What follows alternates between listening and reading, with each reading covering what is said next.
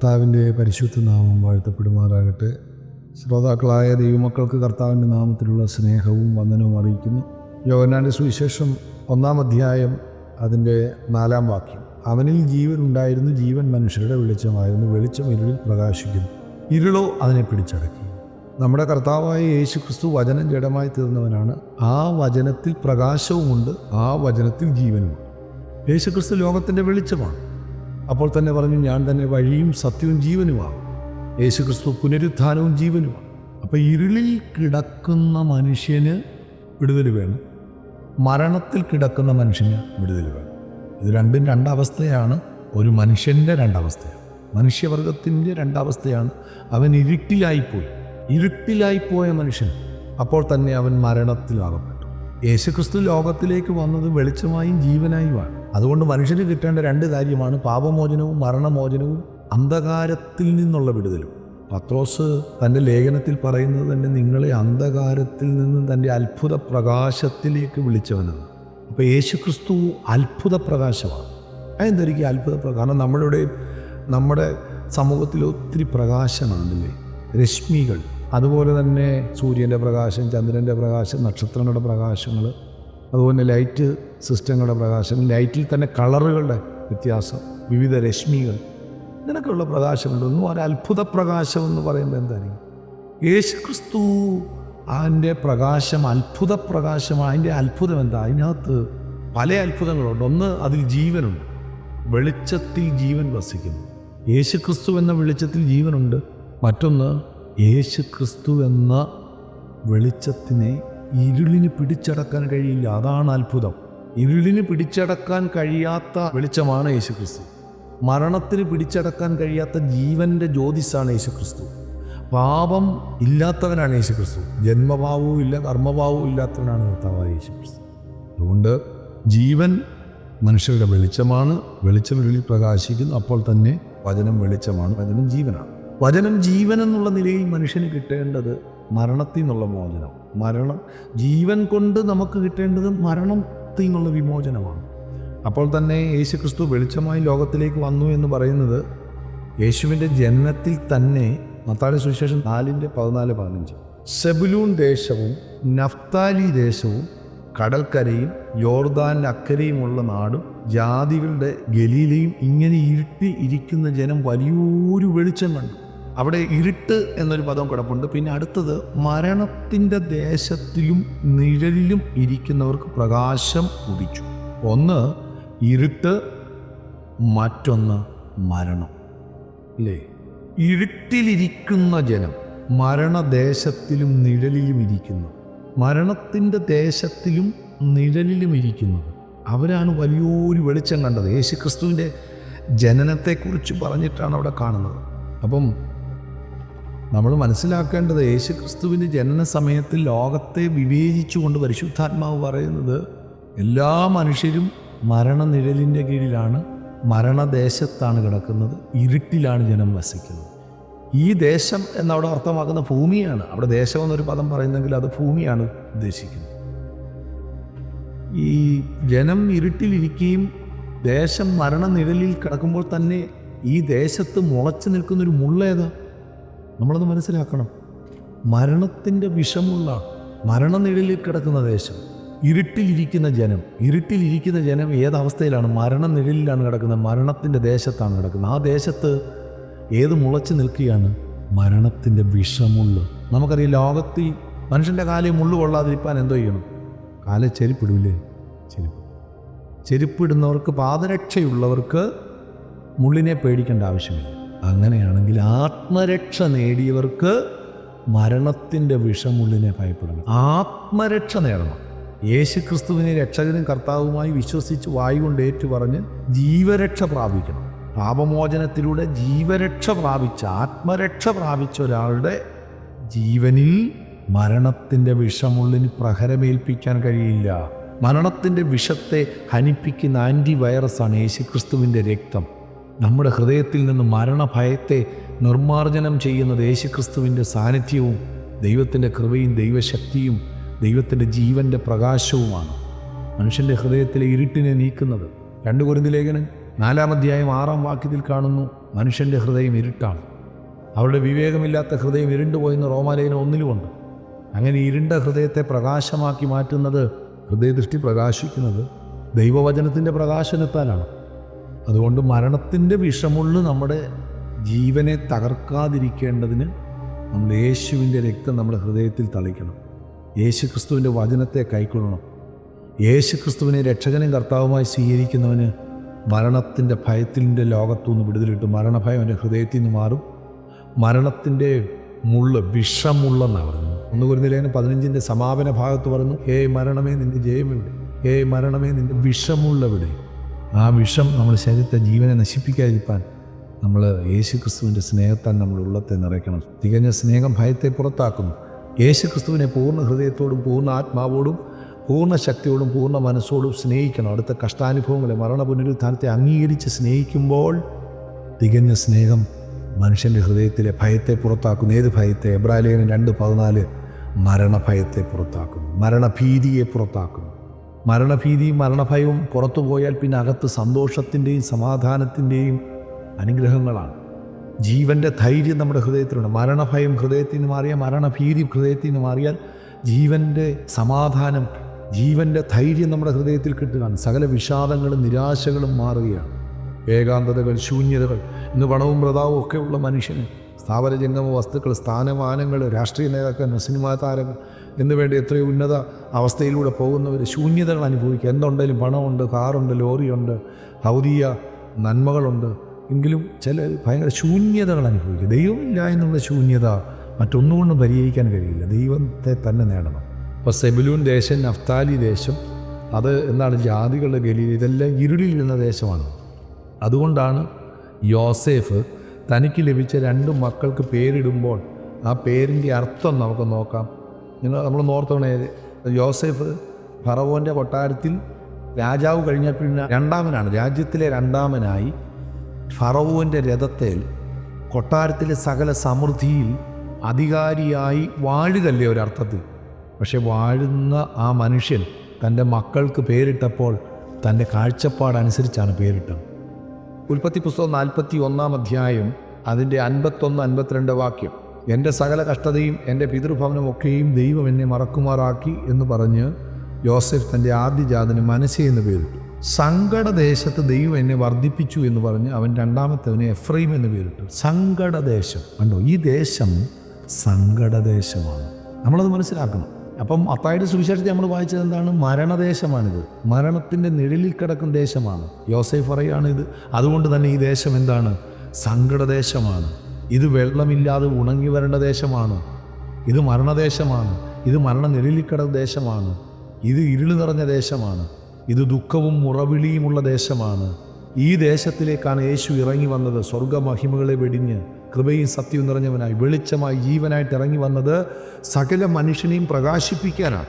യോഹന്നാന്റെ സുവിശേഷം 1-ാം അധ്യായം 9-ാമത് വാക്യത്തിൽ കാണുന്നു, ഏതു മനുഷ്യനെയും പ്രകാശിപ്പിക്കുന്ന സത്യ വെളിച്ചം ലോകത്തിലേക്ക് വന്നുകൊണ്ടിരുന്നു. അപ്പോൾ ഈ യേശുക്രിസ്തു ലോകത്തിലേക്ക് വന്നത് ഈ സങ്കടദേശത്ത് നിന്നും നമ്മളെ ഇമ്പങ്ങളുടെ പർദീസയിലെത്തിക്കാൻ, ഇമ്പദേശത്തിലെത്തിക്കാൻ അല്ലേ. ഇസ്സാക്കാർ അസ്ഥിബലമുള്ള കഴുത, അവൻ തൊഴുത്തുകളുടെ മധ്യേ കിടക്കുന്നു. വിശ്രാമം നല്ലതെന്നും ദേശം ഇമ്പമുള്ളതെന്നും കണ്ട് അവൻ ചുമടിന് ചുമൽ കൊടുത്ത് ഊഴിയത്തിന് ദാസനായി. കണ്ടോ, ചുമടിന് ചുമൽ കൊടുത്ത് ഊഴിയത്തിന് ദാസനായി. എന്താണ് ഇസ്സാക്കാർ ഗോത്രത്തിൻ്റെ കാഴ്ചപ്പാടെന്താ? വിശ്രാമം നല്ലത്, ദേശം ഇമ്പമുള്ളതെന്ന് കണ്ടു. സത്യത്തിൽ അത് ഭൂമിയാണ്. ഭൂമി ഇമ്പമുള്ള ദേശമല്ല. ഇന്ന് ഭൂമി കണ്ണുനീര് നിറഞ്ഞ ദേശമാണ്. മത്തായി നമ്മൾ വായിച്ചതുപോലെ ഇരുട്ട് കിടക്കുന്ന ദേശമാണ്. മരണദേശമാണിത്. മരണത്തിൻ്റെ വിഷമുള്ള ദേശമാണിത്. ഇത് യോസേഫിൻ്റെ ഭാഷയിൽ പറഞ്ഞ സങ്കടദേശമാണിത്.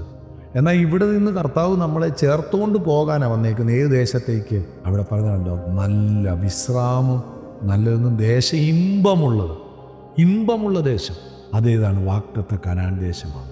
അത് പഴയ നിയമത്തിൽ വടക്ക് ലെബാനോൻ പർവ്വതം, കിഴക്ക് ഫ്രാത്ത് നദി, പടിഞ്ഞാറ് മധ്യധരണിക്കടൽ, തെക്ക് അറേബ്യൻ മരുഭൂമിയാകുന്ന പാലും തേനും ഒഴുകുന്ന ദേശമാണ്. അത് നിഴലായിട്ട് കാണുന്നത്.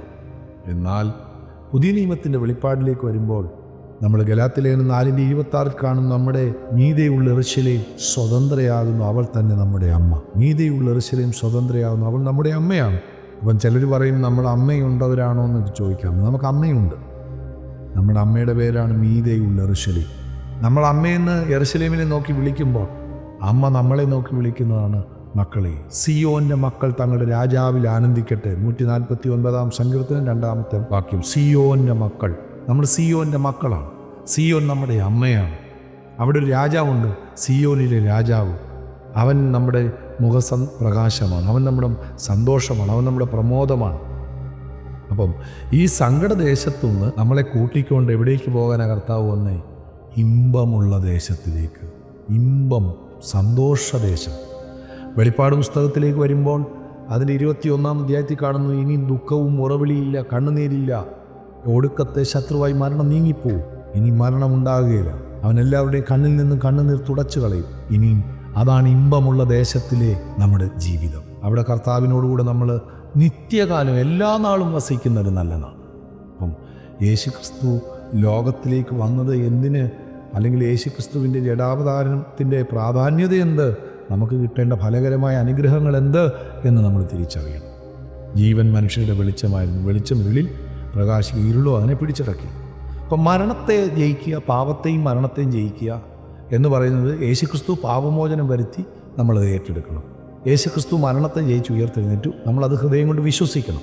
അങ്ങനെ യേശുക്രിസ്തുവിനുള്ള വിശ്വാസത്താൽ നമുക്ക് പാപമോചനവും മരണമോചനവുമുണ്ട്. ഇനി അവിടെ പറയുന്നു യേശുക്രിസ്തു വെളിച്ചമാണ്. വെളിച്ചമുള്ള നിലയിൽ യേശുക്രിസ്തു ഇരുളിന് നേരെയുള്ള വെല്ലുവിളിയാണ്. ഇരുളിനെ തകർക്കുകയാണ്. ഇരുളിനെ തകർക്കുന്നവനാണ് യേശുക്രിസ്തു. ഇരുട്ടെന്ന് പറയുന്നത് എന്താണ്? യേശുക്രിസ്തു പറയുന്നൊരു കാര്യമുണ്ട്, ഇപ്പോൾ ഇരുട്ടിൻ്റെ അധികാരമാകുന്നു. അപ്പോൾ ഇരുട്ടിന് എന്തുണ്ട്? അധികാരമുണ്ട്. ഇരുട്ടിൻ്റെ അധികാരം എന്ന് പറയുമ്പോൾ അതെന്താണ്? വെളിച്ചത്തിനൊരു അധികാരമുണ്ട്. വെളിച്ചത്തിൻ്റെ അധികാരത്തെ വീറ്റോ ചെയ്യുവാൻ, പിടിച്ചടക്കുവാൻ, അതിനെ ഇല്ലായ്മയാക്കുവാൻ ഇരുട്ടിൻ്റെ അധികാരത്തിന് കഴിയില്ല. ഇരുട്ടിന് പിടിച്ചടക്കാൻ കഴിയില്ല. പക്ഷേ ഇരുട്ടിന് അധികാരമുണ്ട്. അതുകൊണ്ടാണ് നമ്മൾ വേറൊരു വേദഭാഗത്ത് കാണുന്നത്, ബലവാനെ പിടിച്ചു കെട്ടിയിട്ടല്ലാതെ അവൻ്റെ കോപ്പ് കവരാൻ കഴിയില്ല. അവൻ ബലവാനാണ്, പിശാച് ബലവാനാണ്. അപ്പോൾ ഇരുട്ടിന് അധികാരമുണ്ട്. ഇരുട്ട് എന്ന് വിളിച്ചിരിക്കുന്നത് പിശാചിനെയാണ്. കൊലോസ്യ ലേഖനം 1-ാം അധ്യായം അതിൻ്റെ 12 മുതൽ, വിശുദ്ധന്മാർക്ക് വെളിച്ചത്തിനുള്ള അവകാശത്തിനായി നമ്മെ പ്രാപ്തന്മാരാക്കി നമ്മെ ഇരുട്ടിൻ്റെ അധികാരത്തിൽ നിന്ന് വിടുവിച്ച്. ഇരുട്ടിൻ്റെ അധികാരം, കൊലോസ്യ ലേഖനം 1:13 ഇരുട്ടിൻ്റെ അധികാരം എന്ന് പറയുന്നു. സുവിശേഷങ്ങളിൽ കർത്താവ് പറഞ്ഞു ഇത് ഇരുട്ടിൻ്റെ അധികാരത്തിൻ്റെ സമയമാണ്. ഇരുട്ടിൻ്റെ. അതുപോലെ തന്നെ നമുക്ക് എബ്രായ ലേഖനം 2-ാം അധ്യായം 14 മരണത്തിൻ്റെ അധികാരിയായ പിശാച്, മരണത്തിൻ്റെ അധികാരിയായ പിശാച്, ഇരുട്ടിൻ്റെ അധികാരം, ഇത് മനുഷ്യനെ പിടിച്ചടക്കി. ഭാവിയായ മനുഷ്യനെ ഇരുട്ടിൻ്റെ അധികാരം പിടിച്ചടക്കിയിട്ടിരിക്കുന്ന ഏത് ദേശത്ത്? ഇരുളടഞ്ഞ ദേശത്ത്, ദുഃഖവും ഉറവിളിയും നിറഞ്ഞ ദേശത്ത്, പിശാചിൻ്റെ അടിമനുഖത്തിൽ മനുഷ്യൻ കെട്ടപ്പെട്ടവനായി പിശാച് മനുഷ്യൻ്റെ ഹൃദയത്തെ ഇരുട്ടാക്കിക്കളഞ്ഞു. പിശാച് ഇരുട്ടാണ്. അവൻ മനുഷ്യൻ്റെ ഹൃദയത്തെ ഇരുട്ടാക്കുമ്പോൾ ദൈവം വെളിച്ചമാണ്. മനുഷ്യൻ്റെ ഹൃദയത്തെ പ്രകാശിപ്പിക്കുന്നത് ദൈവമാണ്. ഏത് മനുഷ്യനെയും പ്രകാശിപ്പിക്കുന്ന സത്യ വെളിച്ചം ഏത് മനുഷ്യനെയും പ്രകാശിപ്പിക്കുന്നു. അപ്പോൾ ഇരുട്ടിൻ്റെ അധികാരത്തിൽ നിന്നുള്ള വിടുതൽ പ്രാപിച്ചവന് മാത്രമേ പ്രകാശം പ്രാപിക്കാൻ കഴിയൂ. ഇരുട്ടിൻ്റെ അധികാരത്തിൽ നിന്ന് വിടുതൽ പ്രാപിക്കണം. അപ്പോസ്തലപ്രവൃത്തി 26-ാം അധ്യായം 18 മുതൽ, അവർക്ക് പാപമോചനവും എന്നിലുള്ള വിശ്വാസത്താൽ ശുദ്ധീകരിക്കപ്പെട്ടവരുടെ ഇടയിൽ അവകാശവും ലഭിക്കേണ്ടതിന് അവരുടെ കണ്ണു തുറക്കുവാനും അവരെ ഇരുളിൽ നിന്നും വെളിച്ചത്തിലേക്കും സാത്താൻ്റെ അധികാരത്തിൽ നിന്നും ദൈവത്തിങ്കിലേക്കും തിരിപ്പാൻ ഞാനിപ്പോൾ നിന്നെ അവരുടെ അടുക്കൽ അയക്കുന്നു എന്ന് കൽപ്പിച്ചു.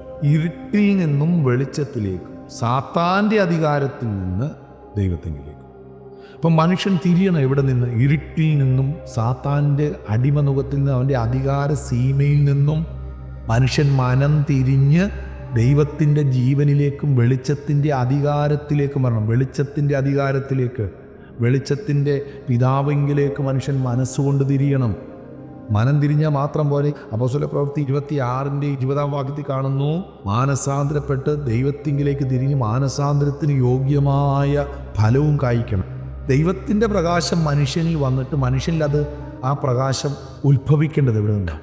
ദൈവത്തിൻ്റെ പ്രകാശം മനുഷ്യനിൽ എവിടെ നിന്നാണ് ഉത്ഭവിക്കേണ്ടത്? അത് ഹൃദയത്തിൽ നിന്ന്. ഹൃദയദൃഷ്ടി പ്രകാശിക്കാന്ന് എഫേസ്യ ലേഖനം 2:17 പറയുന്നുണ്ട്. ഞാൻ മരണനിന്ദ പ്രാപിക്കാതിരിക്കേണ്ടതിന് എൻ്റെ കണ്ണുകളെ പ്രകാശിപ്പിക്കണം. സങ്കീർത്തനം 13.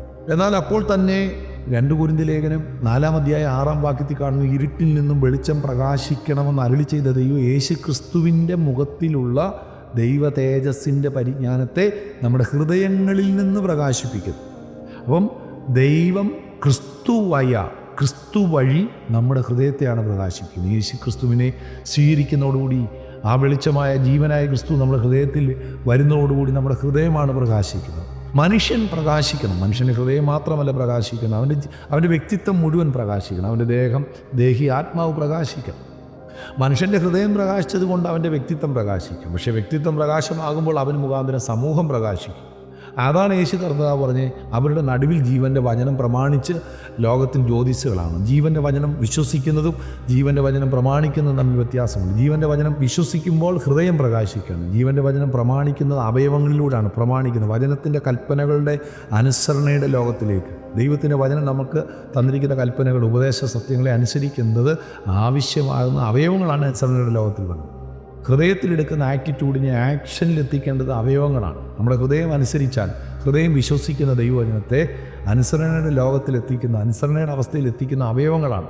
അതുകൊണ്ട് ഒരാൾ പ്രകാശിക്കുന്നു എന്ന് പറയുന്നത് ഹൃദയം മാത്രമല്ല, ഹൃദയമാണ് അതിൻ്റെ ഉത്ഭവസ്ഥാനമെങ്കിൽ അത് പ്രകാശം പടർന്ന് പന്തലിക്കേണ്ടത് അത് അവയവങ്ങളിലൂടെയാണ്. ദേഹി തലങ്ങളിലൂടെ അവയവങ്ങളിലേക്ക് വന്ന് നമ്മുടെ നോട്ടം, ചിന്തകൾ, പ്രവൃത്തികൾ, നടപ്പ്, കൊടുക്ക വാങ്ങൽ, സംസാര ശൈലി അതെല്ലാം പ്രകാശമായി മാറുകയാണ്. ഒരു നാൾ ഇരുട്ടിൻ്റെ അധികാരത്തിൽ കിടന്ന സ്ഥാനത്ത് റോമാലേഖനം 6-ാം അധ്യായം, റോമാലേഖനം 8-ാം അധ്യായത്തിലൊക്കെ കൃത്യമായി പറയുന്നുണ്ട്, അധർമ്മം ചെയ്ത് അനീതിക്ക് അടിമകളായി കിടന്ന നമ്മുടെ ശരീരമായിരുന്നു. അന്ന് നമ്മുടെ ഹൃദയം ഇരുട്ടായിരുന്നു. അവയവങ്ങളിൽ ഇരുട്ടിൻ്റെ നിഷ്ഫല പ്രവർത്തികളായിരുന്നു. അവയവങ്ങളിൽ ഇരുട്ടിൻ്റെ നിഷ്ഫല പ്രവർത്തികൾ, അതിൻ്റെയൊക്കെ അവസാനം മരണമായിരുന്നു എന്നാണ് റോമാലേഖനം പറയുന്നത്. നമുക്ക് ലജ്ജ തോന്നുന്നത് തന്നെ അതിൻ്റെ അവസാനം മരണമായിരുന്നു. എന്നാൽ കർത്താവ് നമ്മുടെ ഹൃദയത്തിൽ വരുന്നതോടുകൂടി നമ്മുടെ ഹൃദയം പ്രകാശിക്കുകയും ഹൃദയത്തിലെ പ്രകാശനം ദേഹിയെ പിടിച്ചടക്കിക്കൊണ്ട് ആ പ്രകാശം നമ്മുടെ അവയവങ്ങളിലേക്ക് വരികയാണ്. അങ്ങനെ മത്തായിയുടെ സുവിശേഷത്തിൽ കാണുന്നു, നിങ്ങളുടെ പ്രവർത്തികൾ, നിങ്ങളുടെ വെളിച്ചം അവൾ കാണട്ടെ ജാതികൾ. നിങ്ങൾ ലോകത്തിൻ്റെ വെളിച്ചമാകുന്നു, നിങ്ങൾ ലോകത്തിൻ്റെ ഉപ്പാകുന്നു. ലോകം നിങ്ങളെ രുചിക്കുന്നു, ലോകം നിങ്ങളെ വായിക്കുന്നു. നിങ്ങൾ ലോകത്തിൻ്റെ പത്രങ്ങളാണ്. ആദാമ്യ പത്രങ്ങളായിരുന്നപ്പോൾ ചരമമായിരുന്നു, മരണവാർത്തകളായിരുന്നു, പാപവും മരണത്തിൻ്റെയും അവസ്ഥകളായിരുന്നു നമുക്ക് വായിക്കാനുണ്ടായിരുന്നു പരസ്പരം. എന്നാൽ ഒടുക്കത്തെ ആദാമായ ക്രിസ്തുവിലൂടെ നമ്മൾ വായിക്കപ്പെടുന്നത് പാപവും മരണവുമല്ല, നമ്മളിൽ വായിക്കപ്പെടുന്നത്, കാണുന്നത് ജീവനും സമൃദ്ധിയായ ജീവനും സന്തോഷവും സമാധാനവുമാണ്. അപ്പം മനുഷ്യൻ പ്രകാശിക്കണം. ഏതു മനുഷ്യനെയും പ്രകാശിപ്പിക്കുന്ന സത്യ വെളിച്ചം ലോകത്തിലേക്ക് വന്നു. അപ്പോൾ യേശു ക്രിസ്തു എന്ന സത്യം ലോകത്തിലേക്ക് വന്ന് നമ്മളെ പ്രകാശിപ്പിക്കുക. എങ്ങനെയാണ്? ഹൃദയമാണ് പ്രകാശിക്കേണ്ടത്. ഹൃദയത്തിനകത്ത് ഇരുട്ടായിരുന്നു ഒരു കാലത്ത്. എഫേസ്യ ലേഖനം 5-ാം അധ്യായത്തിൽ കാണുന്നില്ല, ഇരുട്ടിൻ്റെ നിഷ്ഫല പ്രവൃത്തികൾക്ക് കൂട്ടാളികളാകരുത്. റോമാലേഖനം 13-11 മുതൽ കാണുന്നു, ഇരുട്ടിൻ്റെ പ്രവൃത്തികളെ വെച്ച് കളഞ്ഞ് വെളിച്ചത്തിൻ്റെ സർവായുധവർഗം ധരിക്കുക. അപ്പോൾ ഇരുട്ടിൻ്റെ നിഷ്ഫല പ്രവൃത്തികൾ അവയവങ്ങളിൽ വരുന്നത് ഇരുട്ടിൻ്റെ നിർജീവ ചിന്തകളാകുന്ന വിത്തുകൾ ഹൃദയത്തിലുള്ളതുകൊണ്ട്. ഇരുട്ടിൻ്റെ നിർജീവത്വമുള്ള വിത്തുകൾ മനുഷ്യൻ്റെ ഹൃദയത്തിൽ വസിക്കുന്നത് കൊണ്ട് അത് ആ വിത്ത് വളർന്ന് മനുഷ്യൻ്റെ അവയവങ്ങളിലാണ് ഫലം കായ്ക്കുന്നത്. മർക്കോസ് 7:21 മുതലുള്ള വേദഭാഗം. അകത്ത് നിന്ന് മനുഷ്യരുടെ ഹൃദയത്തിൽ നിന്ന് തന്നെ ദുർചിന്ത, വ്യഭിചാരം, പരസംഗം, കുലപാതകം, മോഷണം, അത്യാഗ്രഹം, ദുഷ്ടത, ചതി, ദുഷ്കർമ്മം, വിടക്ക് കണ്ണ്, ദൂഷണം, അഹങ്കാരം, മൂഢത എന്നിവ പുറപ്പെടുന്നു. ഈ ദോഷങ്ങളെല്ലാം അകത്തു നിന്നും പുറപ്പെട്ട് മനുഷ്യനെ അശുദ്ധനാക്കുന്നുവെന്ന് അവൻ പറഞ്ഞു. ഈ ഇരുട്ട് നിറഞ്ഞ ഹൃദയത്തിനകത്ത് ഇത്രയും കാര്യങ്ങൾ കിടക്കുകയാണ്. ഇത് മനുഷ്യൻ്റെ ഈ ദുർചിന്ത ഹൃദയത്തിൽ കടന്നിട്ട് അത് ദുർനടപ്പായിട്ട് അവയവങ്ങളിൽ വരും. ദുർനടപ്പായിട്ട് പ്രായോഗികമാകും. നമ്മളെപ്പോഴും മനസ്സിലാക്കണം, ദൈവത്തിൻ്റെ പരിജ്ഞാനത്തിന് വിരോധമായി ഉയരുന്ന സങ്കല്പങ്ങളെക്കുറിച്ച് 2 കൊരിന്ത്യർ ലേഖനം 10-ാം അധ്യായം നമ്മൾ പഠിക്കുമ്പോൾ അവിടെ ദൈവപരിജ്ഞാനത്തിന് വിരോധമായി ഉയരുന്ന സങ്കല്പങ്ങൾ അത് ഹൃദയത്തിലെ അവസ്ഥകളാണ്, കോട്ടകൾ, വിചാരങ്ങൾ.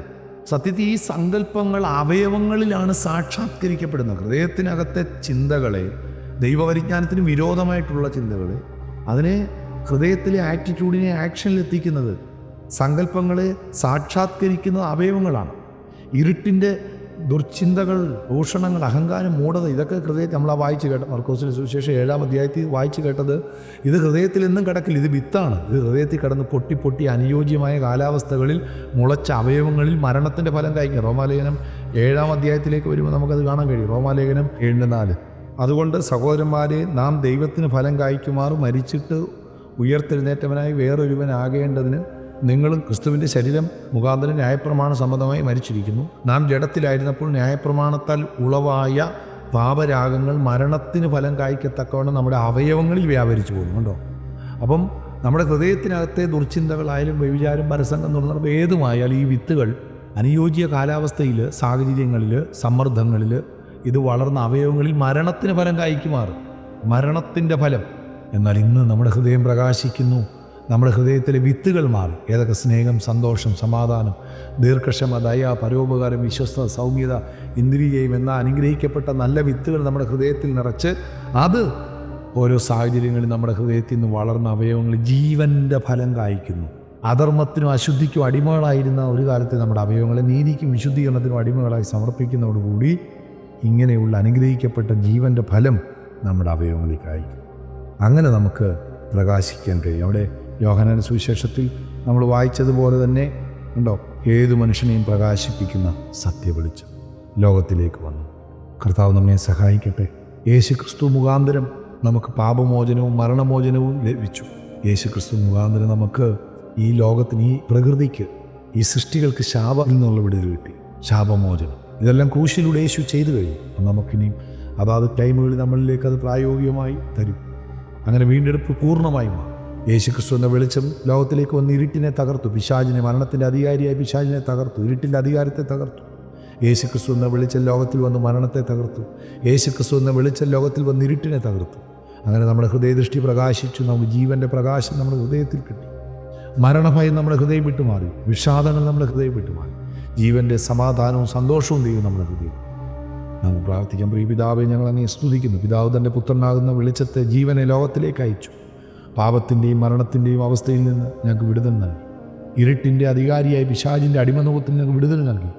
ഞങ്ങൾക്ക് നിത്യജീവൻ നൽകിയല്ലോ. അവിടുത്തെ ക്രൂശ് മരണത്തിനായി സ്തോത്രം. അവിടുത്തെ മരണ പുനരുത്ഥാനത്തിനായി സ്തോത്രം. അങ്ങയുടെ കഷ്ടാനുഭവങ്ങൾ ദിനംതോറും ഓർത്ത കർത്താവെ, അവിടുത്തെ കഷ്ടാനുഭവങ്ങളോട് ഏകീഭവിച്ചുകൊണ്ട് വല്ല വിധേനയും മരിച്ചവരുടെ എന്നുള്ള പുനരുത്ഥാനത്തിന് വേണ്ടി ജീവിപ്പാൻ ഞങ്ങളെ സഹായിക്കണം. യേശു ക്രിസ്തുവിൻ നാമത്തിൽ.